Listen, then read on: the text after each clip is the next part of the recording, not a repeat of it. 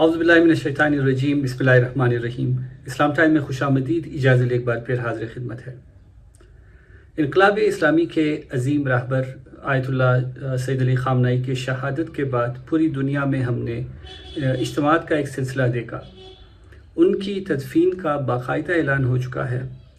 اجتماعات کی اگر ہم بات کریں تو دنیا بھر کی طرح پاکستان میں بھی مختلف شہروں میں اجتماعات ہوئے، اور بلوچستان میں بھی صوبائی دارالحکومت کوئٹہ سمیت اندرونی بلوچستان کے مختلف شہروں میں، اضلاع میں اور علاقوں میں آیت اللہ خامنہئی کے حق میں ریلیاں نکالی گئی۔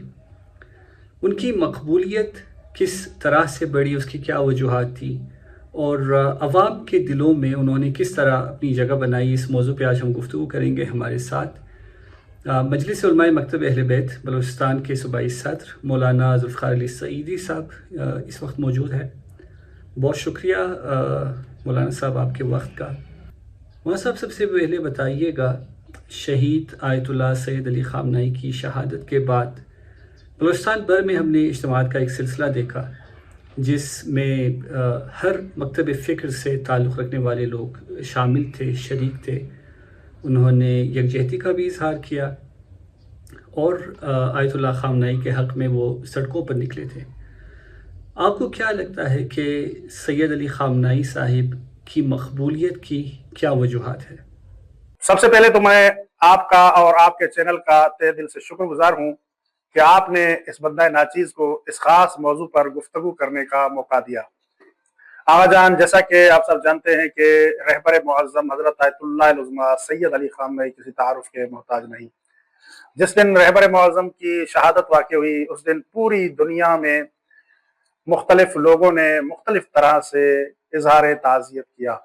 خاص طور پر صوبہ بلوچستان کے مختلف شہروں میں، خاص طور پر ڈیرہ لایار، ڈیرہ مراد جمالی، گنداوا، چھلمکسی، ضلع بولان، ڈاڈر، اور اسی طرح صحبت پور اور دوسرے شہروں میں بہت سی احتجاجی ریلیاں نکالی گئیں، مظاہرے کیے گئے، اور رہبر انقلاب حضرت آیت اللہ العظمیٰ سید علی خامنہئی کو خراج تحسین پیش کیا گیا۔ آپ کا جو سوال ہے اس میں آپ نے بیان کیا ہے کہ آیت اللہ خامنہئی کی مقبولیت کی بنیادی وجوہات کیا ہیں۔ آیت اللہ العظمیٰ سید علی خامنہئی رحمۃ اللہ علیہ کی مقبولیت کی بہت سی بنیادی وجوہات ہیں۔ ان میں سے ایک وجہ ان کا زہد و تقوی ہے۔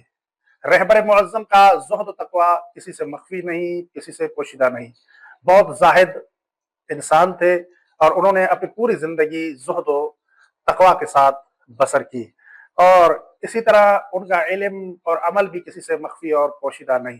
اور رہبر معظم کی مقبولیت کی دوسری وجہ عالمی استکبار کے خلاف بے باک موقف ہے، کہ جو آپ ہمیشہ واضح طور پر بیان کرتے تھے کہ ہم ظالموں کے خلاف ہیں، چاہے ظالم کا تعلق کسی بھی مذہب اور مسلک سے کیوں نہ ہو، رہبر معظم ان کے مخالف تھے۔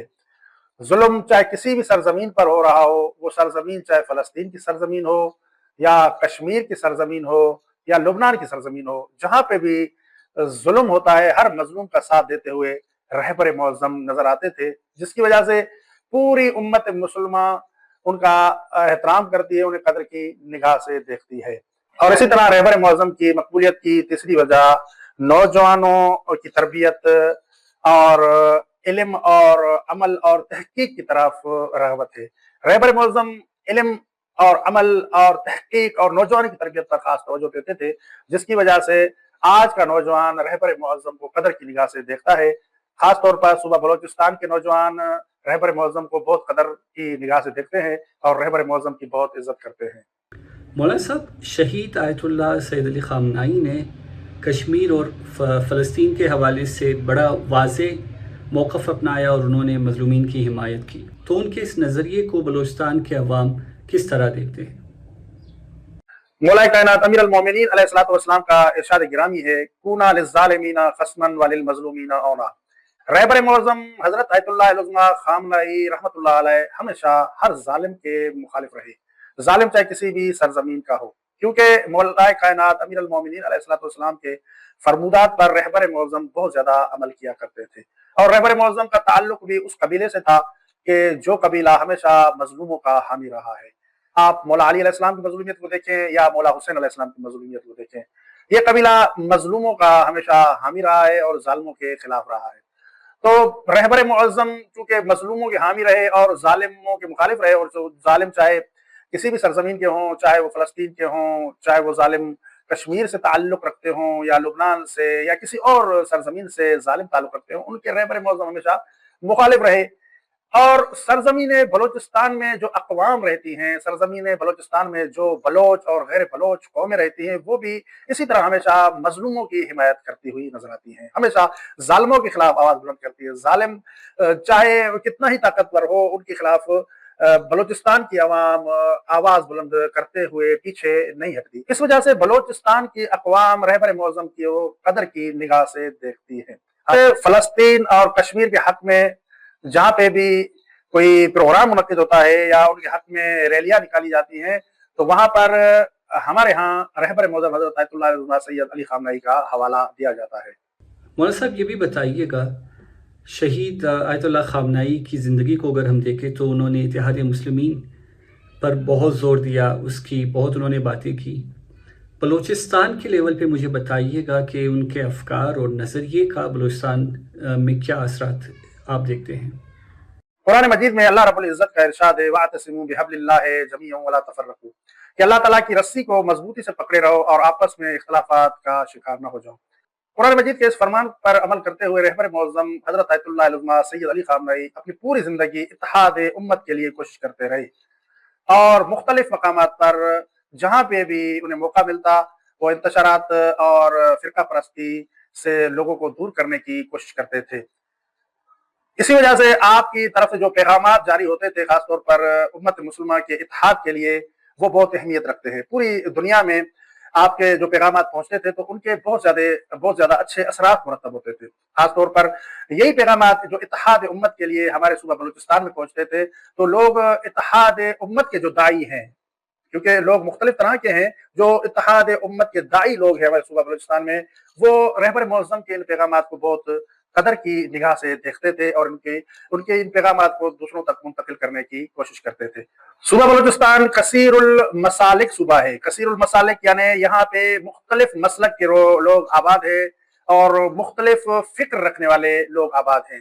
رہبر معظم رحمت اللہ علیہ کی طرف سے جب اتحاد پر مبنی، اتحاد کے موضوع پر مشتمل پیغامات یہاں پہ پہنچتے ہیں تو لوگ انہیں بہت قدر کی نگاہ سے دیکھتے ہیں۔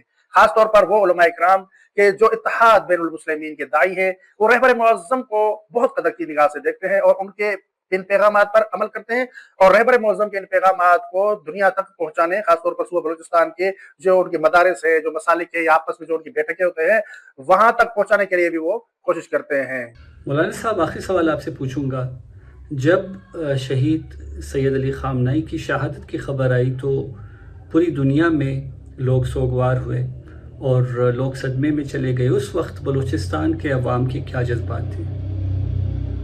آغا جان دیکھیں، جب بھی کسی مذہبی رہنما یا مذہبی لیڈر کے انتقال یا شہادت کی خبر ان کے چاہنے والوں تک پہنچتی ہے تو ان کے لیے یہ صدمہ بہت بڑا ہوتا ہے۔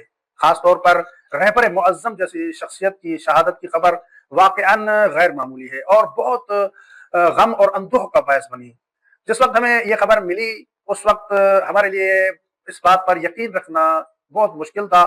رہبر معظم وہ عظیم شخصیت تھی کہ جن سے نہ صرف مسلمان بلکہ غیر مسلم بھی بہت محبت کرتے تھے۔ جن دنوں میں رہبر معظم رحمت اللہ علیہ کی شہادت واقع ہوئی، ان دنوں ہمارے ہاں ہندوؤں کا ایک تہوار منایا جا رہا تھا کہ جسے ہولی کہا جاتا ہے۔ جیسے ہی رہبر معظم کی شہادت کی خبر ان ہندوؤں تک پہنچی تو ہم نے دیکھا کہ ہندوؤں نے اپنے اس تہوار کو ملتوی کر دیا اور دوسرے دنوں میں انہوں نے کہا کہ ہم یہ تہوار منائیں گے۔ یعنی دوسرے لوگ یا دوسری اقوام یا دوسرے مذاہب کے لوگ، یہاں تک ہندو بھی رہبر معظم کے ساتھ بہت زیادہ محبت کرتے تھے۔ اس لیے جیسے ہی رہبر معظم کی شہادت کی خبر بلوچستان میں پہنچی تو لوگوں نے اپنے کام کاج تک چھوڑ دیے اور ایک دوسرے سے پوچھتے رہے اور کسی کو یقین نہیں آ رہا تھا کہ رہبر معظم کی شہادت واقع ہو چکی ہے۔